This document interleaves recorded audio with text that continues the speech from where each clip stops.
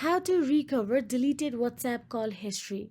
Recovering deleted WhatsApp call history is possible only under certain conditions, mainly if you had backups enabled.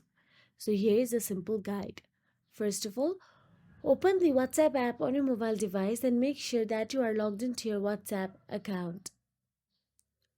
Now, once inside the WhatsApp app, simply tap on the settings option available at the bottom right corner of your screen and navigate to the WhatsApp settings. Now, once inside the WhatsApp settings, scroll down and tap on the chats option available there. Now, once you tap on the chats, again tap on the chat backup, then tap on the backup now and back up all your call history. So that is it. If you found this video helpful, please like, share and subscribe our channel, and thank you so much for watching.